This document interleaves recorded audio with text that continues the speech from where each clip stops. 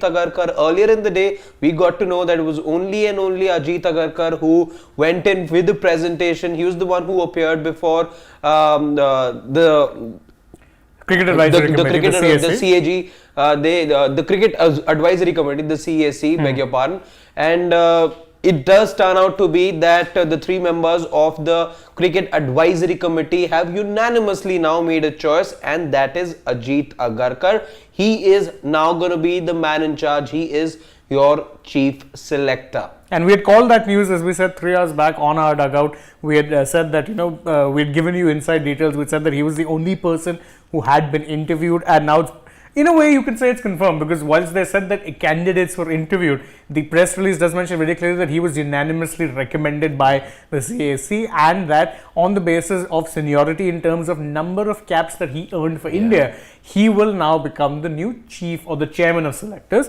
So, of course, now we know how it is that whoever it is has the most number of India caps will by default get the designation of chairman of selectors. So that man is now going to be AJIT Agarkar, because in the current selection committee, he is the man who has the most experience of having turned out for India. So remember, Shiv Sundar Das, SS Das, was the interim chief, let's say, even though he was never officially said. He was the de facto, let's say. Exactly. But now there is one man who is going to be the helm as far as the selection committee of the Indian team is concerned, and that is going to be AJIT Agarkar, somebody who's played about 191 ODIs, 26 tests, 26 tests as well to his credit. So he's one of those who comes in with a fair bit of experience as well.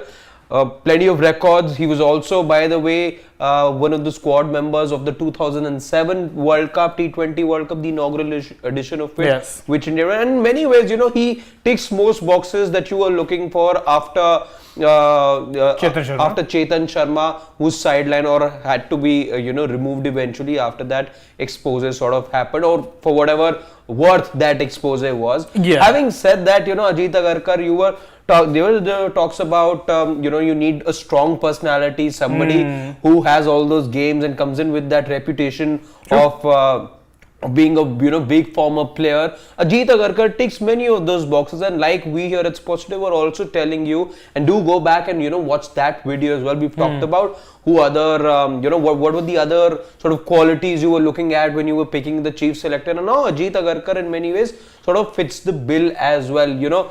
So besides all that pedigree of him being a top level international cricketer, also the fact, because some of us here at Sports Today have had the privilege of working with him in some capacity, and what we can tell you is that he's somebody who's very astute, let's say, who's somebody who is going to be asking you the questions. Probably not one of those names, who's just going to be just signing things off, but somebody who is going to be holding people in charge accountable. So the team management will be asked some strict questions, some tough questions in times to come. And as far as times to come, and we're talking about the future now, the first big thing now for AJIT Agarkar is going to be signing off on that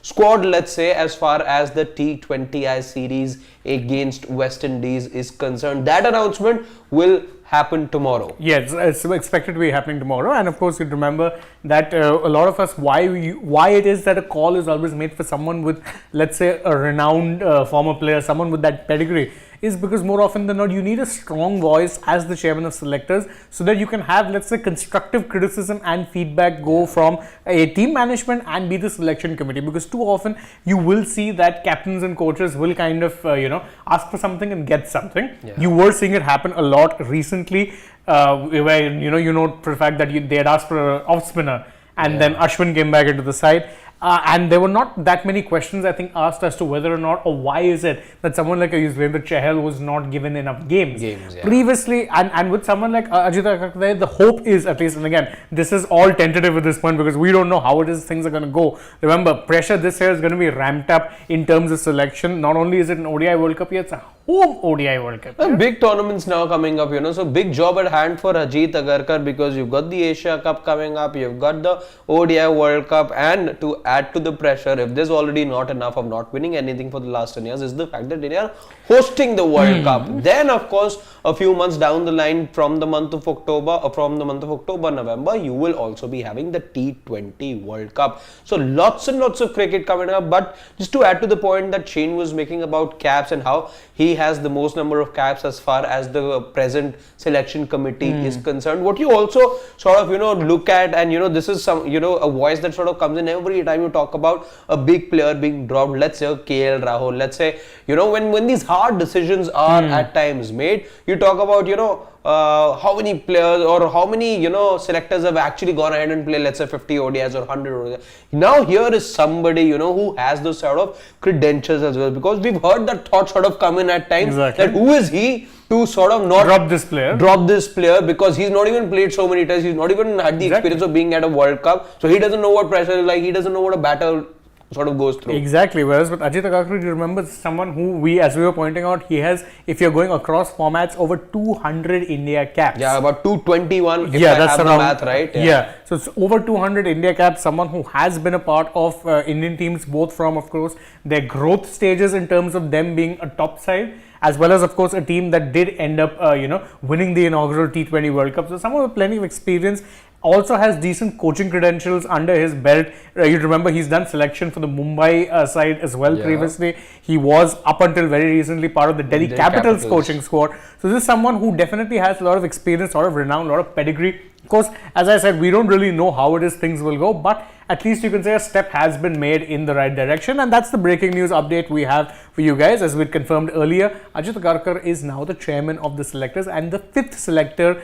of the Indian cricket team after, well, a little while really. So that puzzle that you were looking at as far as the Indian selection committee is concerned is now finally complete. There aren't any missing pieces over here now. For the longest time now, you've been looking at that 5th selector, that chief selector's position has been vacant for a while now. 22nd of June, earlier in the show we told you, 22nd of June is when the applications were invited. Not a lot of applicants. There were names of, let's say, Ravi Shastri that was doing the rounds. Dilip Vengsarkar was another name that had come up. So you were talking about all these names, but there was a certain wave with AJIT Agarkar right now.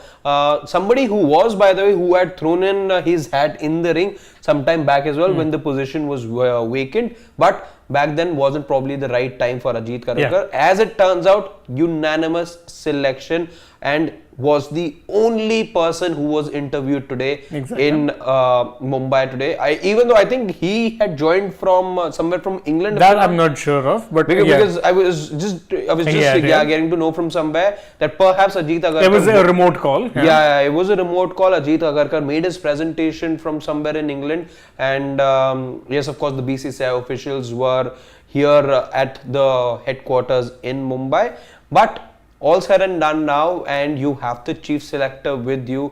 Big tournaments coming up. The first assignment is going to be the West Indies T20 series, T20I series, beg your pardon. And what you're looking at is this new template that you're talking about, this new generation or new crop of players. Are you looking at just the World Cup this year? Are you looking at the 2024 edition of the T20 World Cup? All those answers will in some capacity, let's say, be answered tomorrow when you start to read into those selections which will be made. Will there be those big names or not? That is something we will sort of be looking at tomorrow. So do stay tuned here at Sports Day, because a big update coming up as far as the T20I series against the West Indies is concerned. Remember, 3 matches taking place in the Caribbean, then of course 2 taking place in the United States. So long tour coming up. We are at Sports Day. We'll keep you updated with everything.